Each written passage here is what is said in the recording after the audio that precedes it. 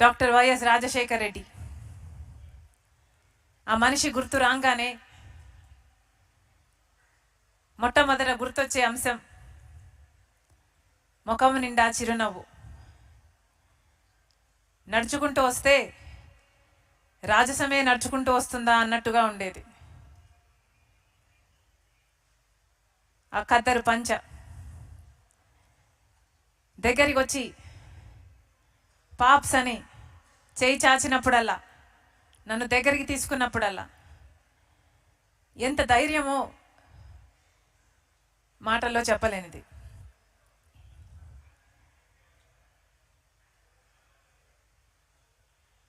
రాజశేఖర రెడ్డి గారు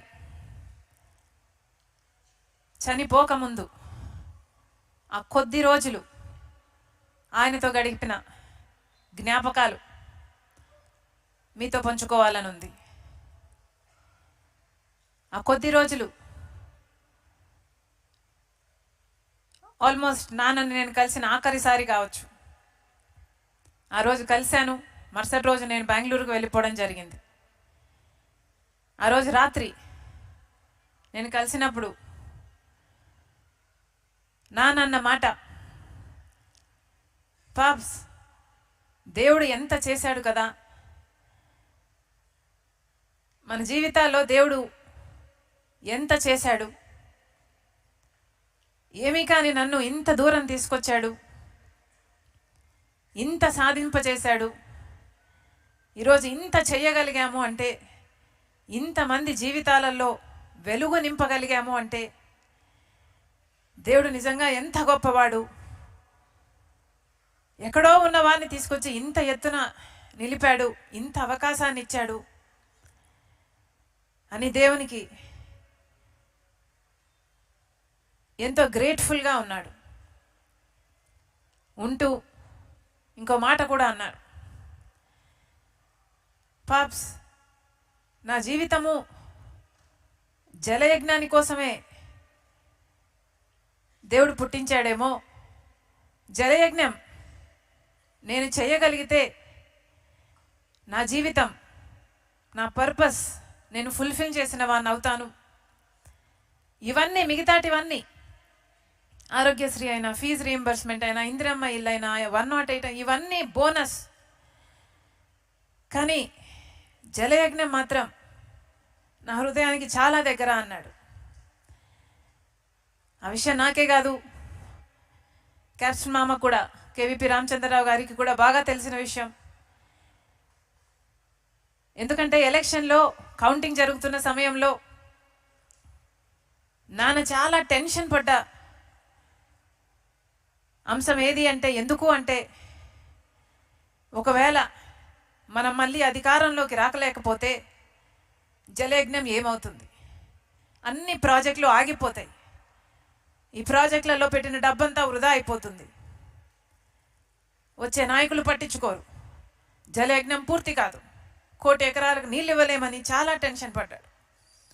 అంత టెన్షన్ బహుశా తన జీవితంలో ఎప్పుడూ దేనికి పడుండడు.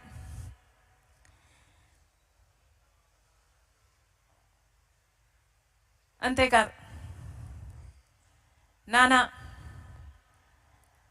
ఆఖరి రోజుల్లో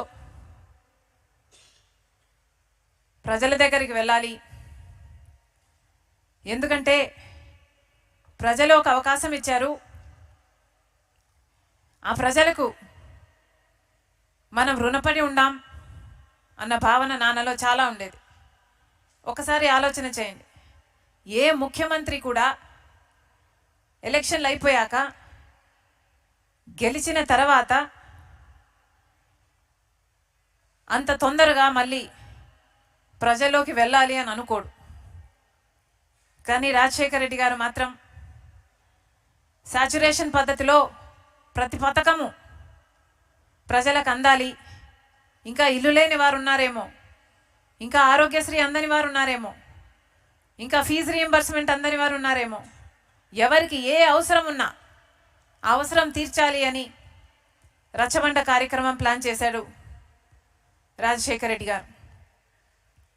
అసలు ఏం అవసరం ఉంది, నాకు ఒక్కొక్కసారి అనుకుంటే అసలు ఏం అవసరం ఉంది, ముఖ్యమంత్రిగా 5 సంవత్సరాలు పనిచేశాడు. ఆ పనితీరును బట్టి ప్రజలు ఆయనను ఆశీర్వదించారు. ఆయన గెలిచాడు. గెలిచాక మళ్ళీ ప్రజలు అని ఉరుక్కుంటూ వెళ్ళాల్సిన అవసరం ఏముంది? అలా వెళ్ళి కదా రాజశేఖర రెడ్డి గారు చనిపోయారు. కానీ ఆ తపన ఉండేది. చాలామందికి ఒకసారి అధికారం వచ్చిన తర్వాత అధికారం అనుభవిస్తారు. అధికారం అనుభవించే క్రమంలో ఆ భోగాలలో ప్రజలకు దూరం అవుతారు. మొదట్లో రామకృష్ణ అన్న చెప్పినట్టు అధికారం లేనప్పుడు పాదయాత్ర చేస్తారు, పోరాటాలు చేస్తారు. కానీ అధికారం వచ్చిన తర్వాత అవన్నీ మర్చిపోతారు.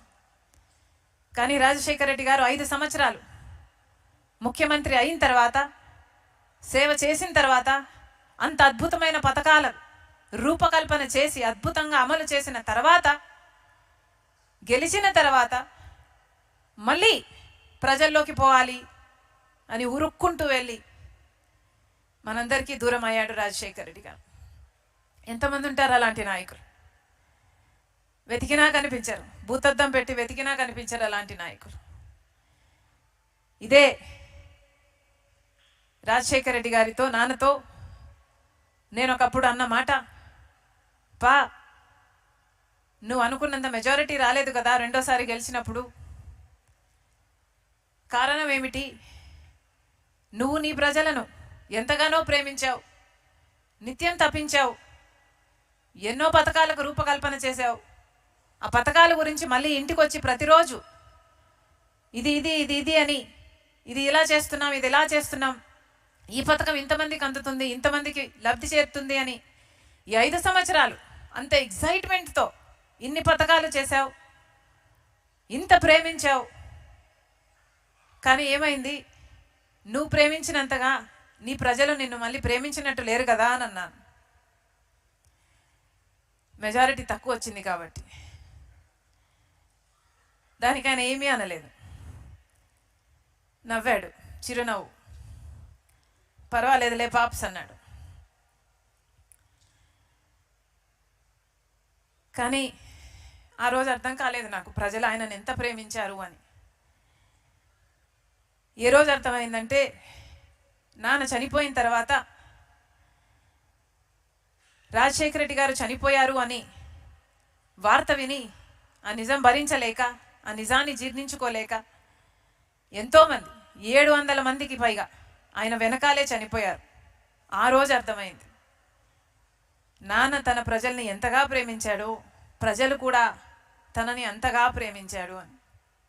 లేకపోతే నాన్న నన్ను ఎంతగానో ప్రేమించాడు, నేను నాన్నని ఎంతగానో ప్రేమించాను, అయినా నేనే బతికే ఉన్నా, మేము ఎలా బతుకున్నాం, అమ్మ నేను ఎలా బతుకున్నాం, కానీ ఇంతమంది చనిపోయారు, ఎంత గొప్ప ప్రేమ వాళ్ళది అని ఆ రోజు అర్థమైంది. ఇలాంటివి అంతేకాదు, రాజశేఖర రెడ్డి గారు రాజకీయంగా చూసుకుంటే ఆఖరి రోజుల్లో కాంగ్రెస్ పార్టీ అధికారంలో ఉండాలి, కాంగ్రెస్ పార్టీ అయితేనే ఈ దేశానికి మంచిది అని పూర్తిగా విశ్వసించి పనిచేసినవాడు.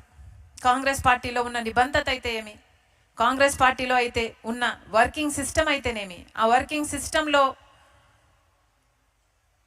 వచ్చే హ్యూమిలిటీ అయితే ఏమి, ఆ హంబుల్నెస్ అయితేనేమి, ఇవన్నీ కాంగ్రెస్ పార్టీతోనే సాధ్యం.